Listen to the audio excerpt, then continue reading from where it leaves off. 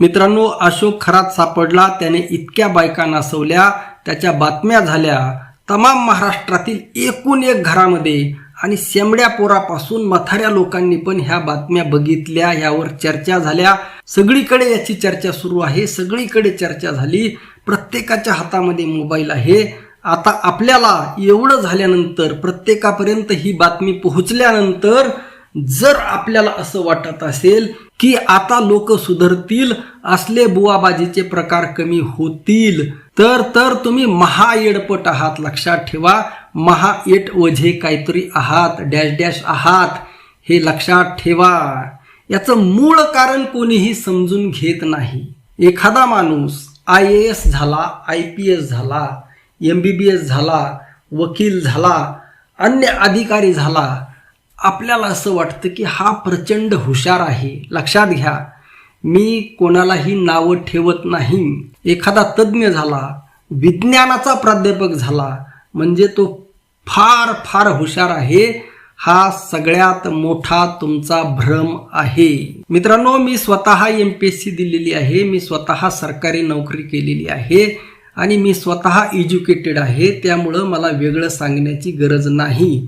काही जणांना असं वाटेल की दुसऱ्यांना नावं ठेवणं सोपं आहे, एज्युकेटेड लोकांना नावं ठेवणं सोपं आहे, परंतु तसं नाही. प्रत्यक्ष अनुभवाच्या आधारे मी बोलत आहे, आणि का बोलत आहे हे अत्यंत महत्त्वाचं आहे. ज्या वेळेस तुम्ही एखाद्या परीक्षेची तयारी करता, तुम्ही एखाद्या पदासाठी तयारी करता, त्यावेळेस त्यासाठी असणारा जो नियोजित अभ्यासक्रम आहे त्याचंच तुम्ही आकलन करता, त्याचा परत परत अभ्यास करून तो विषय पक्का करता, आणि तुम्ही अधिकारी होता किंवा त्या नोकरीला लागता. लक्षात ठेवा, आता 6 महिन्यापूर्वीचीच गोष्ट, माझ्या परिचयाचे 2 सख्खे भाऊ, लक्षात ठेवा, दोघंही अत्यंत चांगल्या नोकरीला, आता मी नाव सांगत नाही, कोणत्या नोकरीला सांगत नाही, परंतु अत्यंत त्या गावातील ते अत्यंत सुशिक्षित कुटुंब. आणि काही कारणास्तव एक जण थोडा आजारी होता, मी भेटायला गेलो, आणि तिथं लक्षात ठेवा दोघंही सुशिक्षित. त्यांच्या गप्पा काय सुरू, मंगळाच्या, शनीच्या, कुंडलीच्या, ग्रहदोषाच्या, अन्नशांतीच्या, म्हणजे कोणत्या लेवलला हे सुशिक्षित लोक विचार करत आहेत हे लक्षात घ्या. आणि आज एवढं होऊन सुद्धा यामध्ये कसलाही काळी मात्र फरक का पडणार नाही, याचं सुद्धा विश्लेषण करणं अत्यंत गरजेचं आहे. मुळामध्ये जगद्गुरु श्री संत तुकाराम महाराजांनी काय सांगितलं याचा विचार तर ना कोणी करत आहे, ना याची मांडणी कोणी करत आहे. लक्षात ठेवा, महाराष्ट्रामध्ये एवढं घडलेलं आहे. आता उन्हाळ्यामध्ये अखंड हरिनाम सप्ताहाचं सीझन सुरू आहे, प्रत्येक गावागावामध्ये कीर्तन सुरू आहे, लक्षात ठेवा. परंतु या कीर्तनामध्ये कोठेही यावर चर्चा होत नाही, प्रबोधन होत नाही. तेवढ्यापुरता थोडाफार कोणी उल्लेख केला तर करत असेल, लक्षात घ्या. परंतु मुळापासून तुकाराम महाराजांनी काय सांगितलेलं आहे, ज्योतिषशास्त्र हे थोतांड आहे, हे सांगण्याची हिंमत किती कीर्तनकारामध्ये आहे. लक्षात ठेवा, म्हणजे सत्य सांगण्याची हिंमत जर कीर्तनकारामध्ये नसेल, जर वारकरी संप्रदायाचे जे पाईक म्हणून घेणारे आहेत, जे तुकाराम महाराजांच्या, ज्ञानोबरायांच्या जीवावर पोट भरण्याचं काम करत आहेत, त्यांच्यामध्ये सत्य सांगण्याची हिंमत नसेल, तुकाराम महाराजांनी सांगितलं, सांगो जाणती शकून भूत भविष्य वर्तमान, त्याचा आम्हासी कंटाळा पाहो नावडती डोळा, किंवा भूत भविष्य कळो यावे वर्तमान, हे तो भाग्यहीन त्यांची जोडी, आम्ही विष्णुदास देव घ्यावा चित्ती, होणार ते होती प्रारब्धीचे. लक्षात ठेवा, आम्ही जे विष्णुदास आहोत, आम्ही जे वारकरी आहोत, आम्ही या ज्योतिषशास्त्राकडे ढुंकून सुद्धा बघत नाहीत. लक्षात ठेवा, एवढ्या स्पष्ट शब्दामध्ये तुकाराम महाराजांनी त्याबद्दल सांगितलेलं आहे. परंतु लक्षात ठेवा, मी कोणतीही गोष्ट, लक्षात ठेवा, कोणतीही गोष्ट एकतर प्रत्यक्ष अनुभवाच्या आधारे बोलतो, केवळ ऐकिव ज्ञानावर नव्हे. या गोष्टी नेमक्या का होतात याच्या मुळाशी कोणीही चर्चा करत नाही. कारण एकीकडे तुम्हाला सकाळी उठल्यापासून संध्याकाळी झोपेपर्यंत 24 तास तुमच्या मेंदूवर चुकीच्या गोष्टीचं हॅमरिंग होत आहे. 24 तास बुवा, बाबा, स्वामी, आम्मा, बापू, कापू यांचे प्रवचन, कीर्तन, कथा या सगळ्यामधून अंधश्रद्धा, पाखंड, चमत्कार.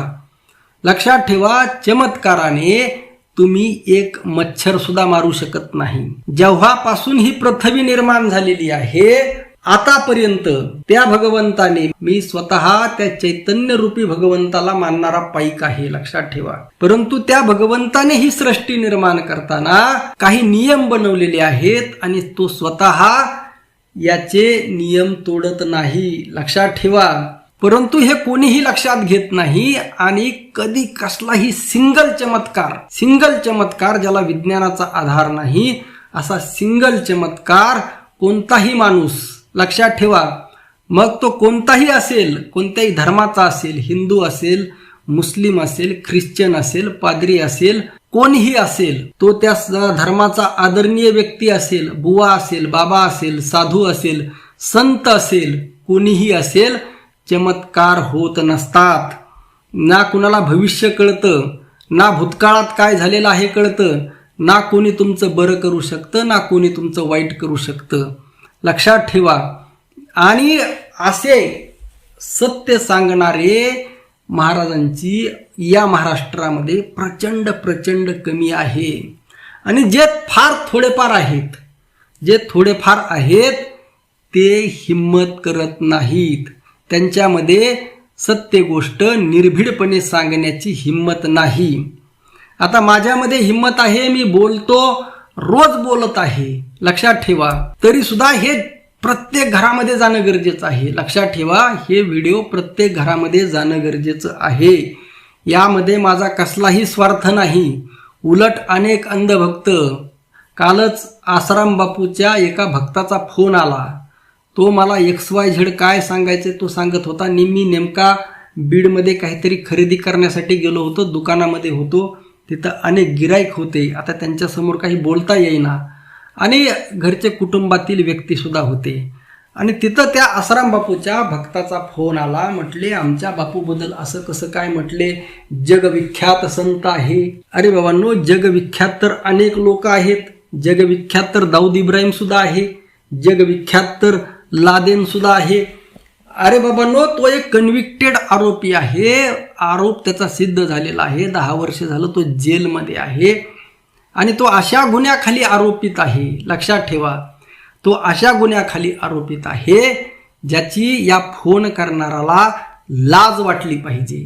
आणि तो काय म्हणतो की तुमच्या किती संस्था आहेत, तुमचं काय काम आहे. अरे बाबांनो, माझं काम बघण्यासाठी तू ये इथं. आमचं काम हे जगद्गुरु श्री संत साहित्याच्या विचारांचा प्रचार आणि प्रसार करणं हे आमचं काम आहे आणि आम्ही ते 24 तास करत आहोत. आमचं काम हे शिवराय फुले शाहू आंबेडकर ही विचारधारा जोपासणं आणि ती लोकांमध्ये रुजवणं हे आमचं काम आहे आणि ते आम्ही करत आहोत, निष्ठेने करत आहोत. मोठमोठाले मठ, तुकाराम महाराजांनी काय सांगितलं, सांडा सांडा रे मठा रे, हे मठ सोडून द्या. या मठाने या लोकांचं जर भलं व्हायचं असतं तर आज देशामध्ये कमीत कमी 70 लाख बुवा बाबा आहेत आणि 7 लाख खिडी आहेत. म्हणजे एका गावामध्ये 10 बाबा बसतील, एवढी बाबांची संख्या आहे. मग हा देश का सुधारला नाही, उलट या समस्या तीव्र का बनलेल्या आहेत. आज एवढे मठा आहेत, मठांची कमी नाही, लक्षात ठेवा. तरी सुद्धा समस्या का सुटल्या नाहीत, कारण या मठामध्ये लोकांना सत्य सांगितलं जात नाही. या मठामध्ये लोकांना गुलाम बनवलं जातं. या मठामध्ये लोकाला अज्ञान सांगितलं जातं, खोट्या चमत्कारी गोष्टी सांगितल्या जातात. ज्यामुळे शिकलेला माणूस एखादा, त्याला जर तहसीलदार व्हायचं असेल तर त्याला इतिहास, भूगोल, जे ऑप्शनल विषय आहेत, इंग्रजी, निबंध वगैरे गोष्टीची त्याला तयारी करावी लागते. अंकशास्त्र असेल, बेसिक इंग्लिश नॉलेज असेल, याची तयारी करावी लागते आणि तेवढं केल्यानंतर तो तहसीलदार होतो. परंतु तहसीलदार झाल्यानंतर तरी सुद्धा तो बुवा बाबाच्या चक्रामध्ये का अडकतो, कारण त्यांनी ते ठराविक ज्ञान घेतलेलं असतं. परंतु ज्ञान तेवढ्यापुरतं मर्यादित नाही, लक्षात ठेवा. ज्ञान हे अथांग आहे आणि या अथांग ज्ञानामध्ये त्याच्यावर सुद्धा 24 तास मारा होत असतो बुवा बाबांचा 24 तास. म्हणजे तुम्ही सत्य तुम्हाला कधीतरी कानावर ऐकायला भेटतं आणि 24 तास खोटं 24 तास तुमच्या डोक्यामध्ये भिनवलं जातं.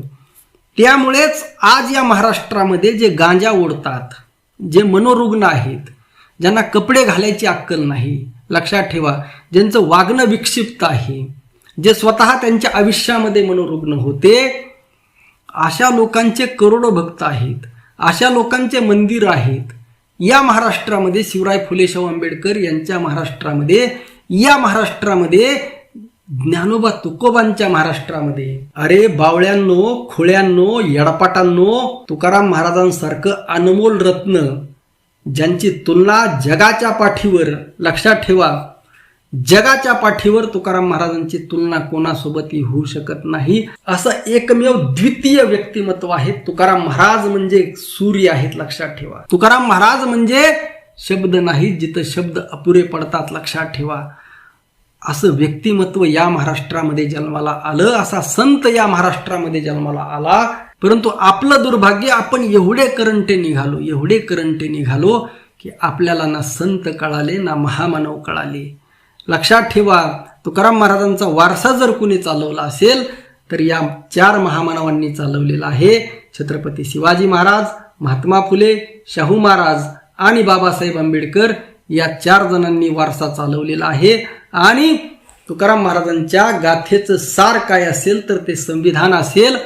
आणि जर ते आपल्याला समजत नसेल, बाबासाहेब आंबेडकर जर आपल्याला समजत नसतील, तर मित्रांनो तुम्ही कोणत्या लेवलला गेलेले आहात. खास करून जे सुशिक्षित लोक माझा व्हिडिओ ऐकत आहेत, जे शिक्षक असतील, वकील असतील, कोणत्याही पदावर असतील, किंवा नोकरी जरी नसेल, पण जर तुम्ही शिकलेला असाल, लक्षात ठेवा, तर या कार्यामध्ये सहभागी व्हा. आता तरी जागे व्हा, काहीतरी धडा घ्या. आणि आपण आता एक उपक्रम राबवणार आहोत, लक्षात ठेवा. मी रोज एक यावर व्हिडिओ बनवणार आहे आणि याद्वारे तुमचं काम आहे की हे प्रत्येक घरामध्ये हा व्हिडिओ, किंवा मी जे रोज व्हिडिओ बनवणार आहे ते प्रत्येक घरामध्ये, प्रत्येक माणसामध्ये घेऊन जाणं ही तुमची जिम्मेदारी आहे. आणि एवढंच नाही, लक्षात ठेवा, एवढंच नाही, तुम्ही प्रत्येक गावामध्ये, नाहीतर किमान आपापल्या 4-5 गावामध्ये, ज्या जवळच्या लोकलमध्ये, लक्षात ठेवा, तुम्ही जर XYZ धाराशिव जिल्ह्यातील असाल, एखाद्या तिथल्या बार्शी तालुक्यातील असाल, तर तुमच्या तालुक्याच्या ठिकाणी किंवा तुमच्या पंचायत समिती गणामध्ये किंवा तुमच्या आजूबाजूच्या 4-2 गावामध्ये असे उपक्रम ठेवा. प्रबोधनाचे, लोकांना सत्य सांगा. लक्षात ठेवा, मला बोलवा, मी सुद्धा यायला तयार आहे.